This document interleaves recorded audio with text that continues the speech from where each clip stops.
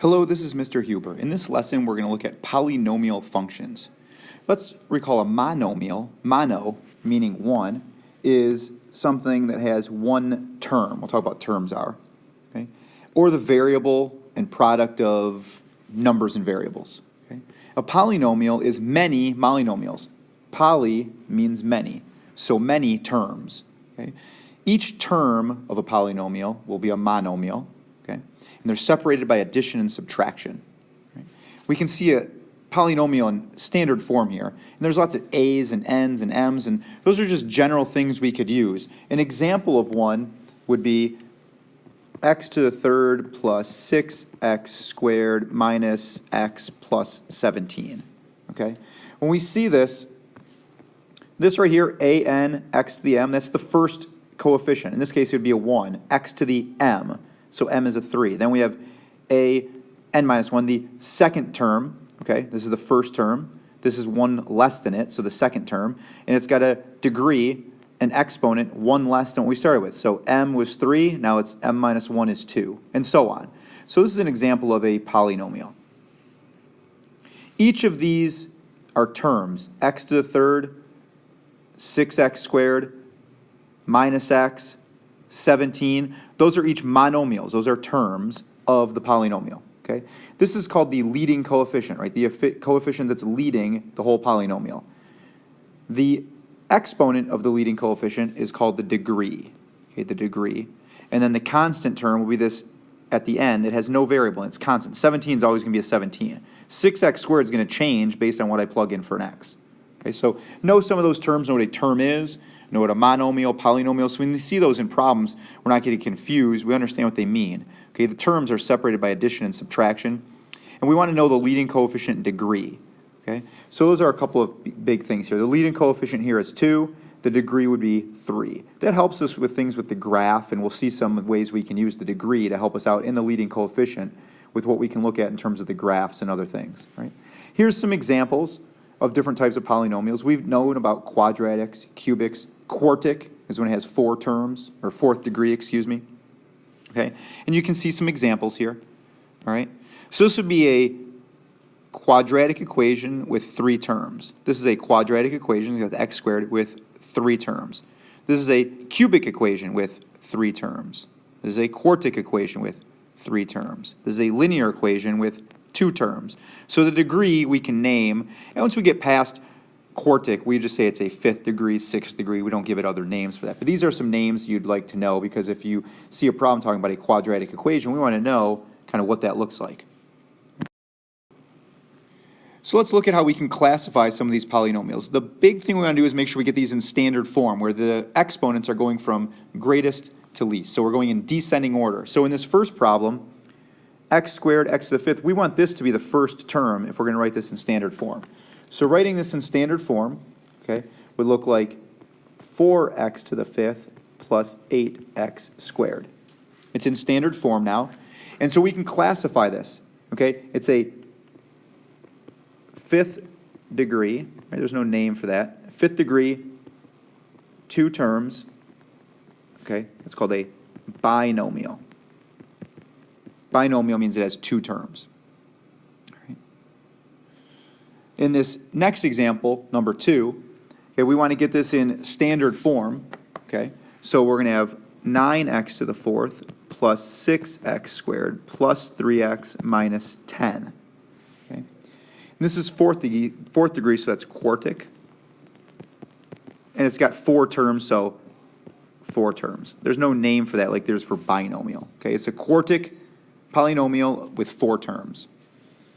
If we look at these next couple examples here, we're going to write this in standard form, and this first one, number 3 here, is written in standard form. Okay, this is standard form. We've got highest exponent 2, then we've got exponent of 1. The 1/2 is fine. You can have fractions and decimals in there. Okay, and so now if I'm going to classify this, this is a quadratic trinomial, 3 terms. Okay, right. The 3 terms are x squared, 1/2 x, and minus 9. So it's quadratic because of the degree, and it's a trinomial because of the number of terms. And now we'll look at this next example, and we are going to have to rewrite this a little bit. One of the key things here is when we put this as our first term, that negative sign goes with it, negative 7x to the third. Then we'd have plus 13x squared, right? This x squared and this 12x squared can combine, and then plus 5. You don't need to write those separately. It has only 3 terms because we can simplify it and write it in standard form now, okay? So it is a cubic trinomial. Right? Trinomial, 3 terms, binomial, 2 terms, okay? No terms like quartic, quadratic, cubic, so we can use those. And when they're used in some directions, we'll know what we're talking about. Okay? Let's take a bouncing break. The Pistons basketball franchise originated in Fort Wayne, Indiana. They were actually the Fort Wayne Zollner Pistons. They were bought by owner Fred Zollner, and he ran a piston manufacturing company, so that's why they got the name Pistons, because he manufactured those parts, and he wanted to name the team after himself, so why not, I guess, if you own it. And they played the National Basketball League. They actually won the NBL championship in 1944 and 1945. So they had some success there before they moved on to Detroit, and they started, though, in Fort Wayne as the Fort Wayne Zollner Pistons. And that actually was their first kind of mascot logo, if you will. Okay, so an auto-related naming, and that's going to Detroit fitting, I guess, as well. All right, we look at the graphs and their end behavior. So the end behavior is what happens on the ends of the graph, on the left side and the right side of the graph. Okay? That's going to depend on the degree of the polynomial and the sign of the leading coefficient. Okay? So the end behavior of a graph will be determined by the degree and the sign of the leading coefficient. And we can see that in some examples here. Anytime the degree is odd, so it could be a first degree, third degree, fifth degree, seventh degree. If it's an odd degree and the leading coefficient is positive, the ends of the graph are going to go down on the left, and then whatever happens here in the middle, and then up on the right. Okay? If it's a negative coefficient, leading coefficient, and an odd degree, it's going to go up on the left and down on the right. Okay? And then if it's an even degree, we can see what happens when it's positive, up on both ends, and when the leading coefficient's negative, down on both ends. Right? So that gives us an idea of what happens with the graph. What happens here in the middle is going to depend on the numbers and what degree it is and different things. Okay, they're not all going to look like the examples you see here, but the end behavior is going to be the same. Okay, and what this means is that as x goes to negative infinity, so as x is going to negative infinity, going negative as far as we can go, the f of x, the y values, go down to infinity as well. Okay, so the f of x, the y values, go down to infinity as the x values are going to the left to infinity. So that's one way that that can be written. So we want to be familiar with approaching infinity or negative infinity. That means you're going all the way to the left on your x, or down on your y, or here. X's are going positive infinity, so we keep going on our x-axis forever on positive, and the y's are going to keep going up on the end of that graph. Okay? So we're going to see how we can use that to help us with the graphs. In these first couple examples, we want to be able to talk about what degree this is and about the leading coefficient just by looking at the graph. We're not going to write an equation necessarily, but one of the things we want to look for is the number of turning points. Turning points are where the graph kind of changes direction. It's going down and then up. Here, then it's going up and then down. So this graph has 2 turning points, okay? It has 2 turning points. So that means its degree is 3. Okay, 1 more than the number of turning points. The degree of the polynomial will be at least 1 more than the number of turning points. Okay? And then we want to say what's happening with the leading coefficient. Well, we can see that this graph is going up on the left and down on the right. Okay? It's an odd degree, so an odd degree, up on the left, down on the right. That means the leading coefficient is going to be negative. Okay?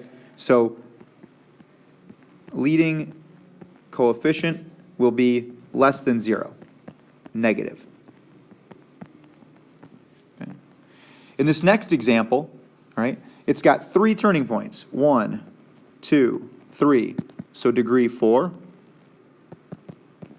Okay, and the leading coefficient, I'll just abbreviate LC for leading coefficient. Okay, we could sometimes write that as a sub n. Right, we saw that in our general form we saw in the very first slide. The a sub n here is going to be less than 0. It's going to be negative because it's going down on both ends. It's going down on the left side of the graph. It's going down on the right side of the graph. So when the degree is even and it's going down on both sides of the graph, it's going to be negative. Think of that's like a quadratic equation. And we had an equation maybe that was written like y equals negative 4x squared plus 3x plus 8. and we knew that this -4 meant it would open down. That's the same thing here, right? This is an even degree. It's a negative lead coefficient. It's going to open down. What happens in the middle here, right, that's going to change because it's a 4th degree or a 2nd degree, but the end behavior is going to be down on both ends, both sides. Okay? And then if we look at a couple other examples here, we want to describe the end behavior. So we've got an equation, a function. We want to describe the end behavior. We're not actually going to graph it. We just want to say what's happening on the end, with the end behavior. So first thing is make sure it's in standard form so we can identify the degree and leading coefficient. So in this problem, the degree is 4.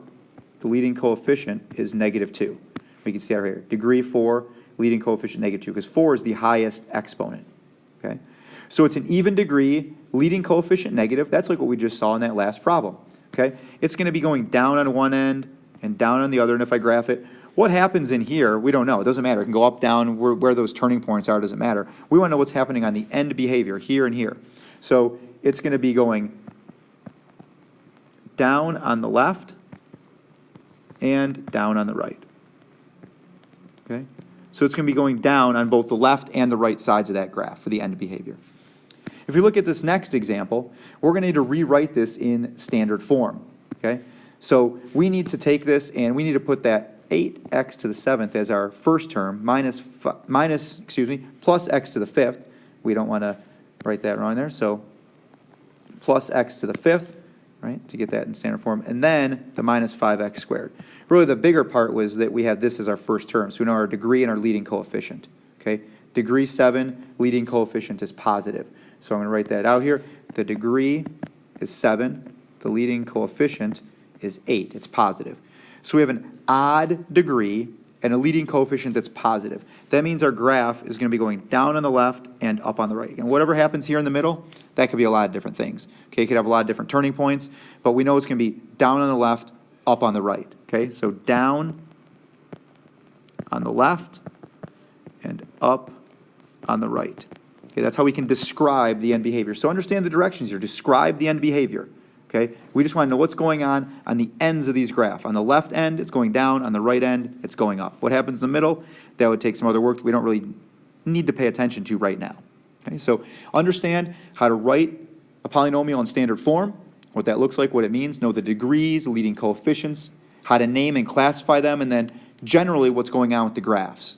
And then we'll be getting in more detail with them from there.